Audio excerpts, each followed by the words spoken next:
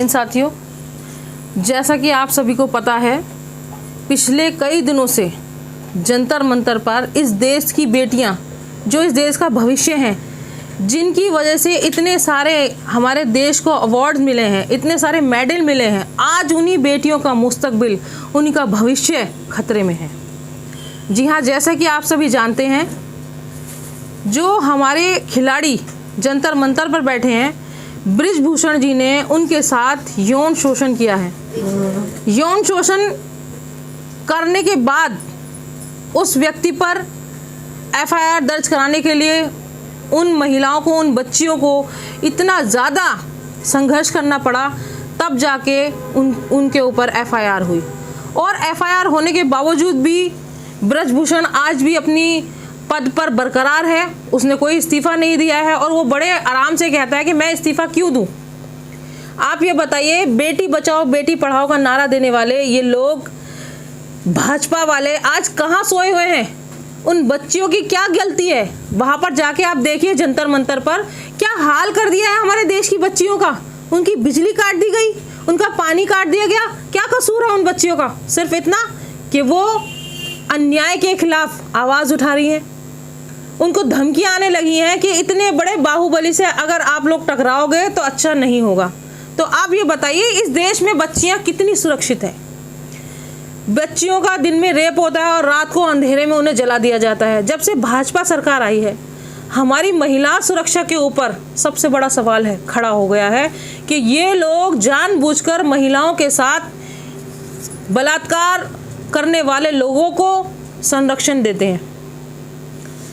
कितने सारे लोगों से वहाँ बात हुई, उनका कहना यही था कि कितना भी बड़ा बलात्कारी हो या कितना भी बड़ा क्रिमिनल हो, अगर वो भाजपा ज्वाइन करता है या वो भाजपा का नेता है तो उसको किसी से डरने की ज़रूरत नहीं है। तो आप ये बताइए कि आज सीधे सीधे इन लोगों ने भारतवर्ष की बेटियों का, जो हमारे भारत में नहीं दुनिया में हमारे देश का नाम ऊंचा करती हैं, देश का गौरव है, वो हमारी बेटियां हैं, आज हम उनको कैसे समझाएं कि ये उनके साथ न्याय कब तक होगा? साथियों, आप ये बताइए, कितना टाइम हो गया है इस चीज़ को उनको मांग करते हुए कि बृजभूषण को सलाखों के पीछे कब भेजा जाएगा, या थोड़े दिनों बाद मीडिया के द्वारा इस चीज़ को दबा दिया जाएगा।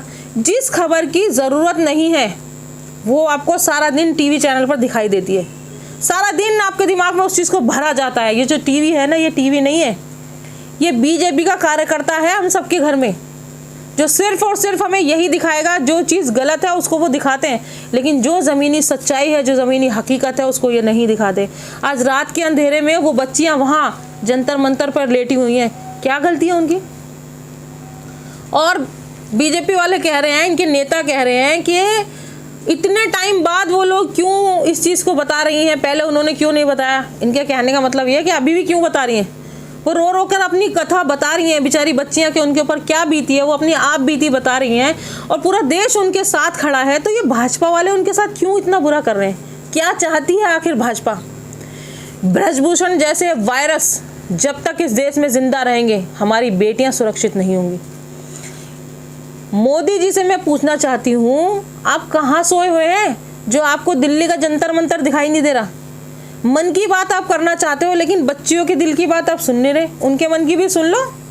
ये प्रधानमंत्री आपको इन्हीं बच्चियों ने, इनके माँ बापों ने, हम जैसे लोगों ने ही तो वोट देके बनाया है, या आप खुद ही बन गए थे पैदा होते प्रधानमंत्री? किसके प्रधानमंत्री हो आप? जब आपके समय में महिलाएं सुरक्षित नहीं है, महिलाओं का इतना बुरा हाल है, तो किस चीज़ का आपको घमंड है? ये बताइए, आप किस चीज़ के प्रधानमंत्री हैं जब आप हम लोगों को सुरक्षा नहीं दे सकते?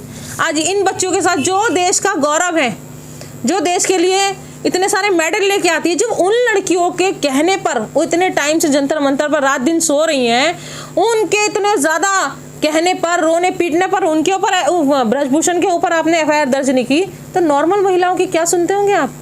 महिला रो रो के थाने में कहती रहेगी मेरे साथ रेप हो गया, मेरे साथ गलत हो गया, पुलिस वाले मजे लेते हैं इन चीज़ों से और उनको कोई मतलब नहीं है, ना किसी पे एफआईआर होती ना कुछ होती। जबकि ये होना चाहिए कि अगर कोई महिला थाने में चली गई तो उसकी पुष्टि करें कि वाकई में ये चीज़ सही है और फटाफट दरिंदों के ऊपर एफआईआर होनी चाहिए।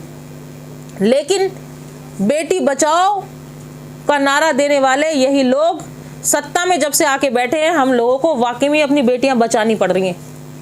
हमें नहीं पता था कि आप लोगों के सत्ता में आने के बाद इतनी बुरे हालात हो जाएंगे देश की बेटी की।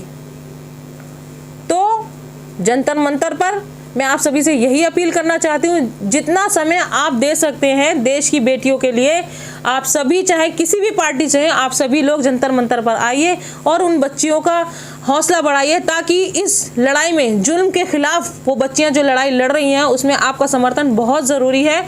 और ये गोदी मीडिया जो आपको गलत खबरें दिखा रहा है, उसको मत देखिए, आप लोग खुद साक्षात देखिए कि क्या चीज़ सच्ची है और क्या झूठी है। मैं आप सभी से यही निवेदन करना चाहती हूँ कि आप सभी ज़्यादा से ज़्यादा संख्या में उन बच्चियों का समर्थन करें और देश की बच्चियों के साथ न्याय हो, और ब्रजभूषण जी जल्द से जल्द सलाखों के पीछे जाएं।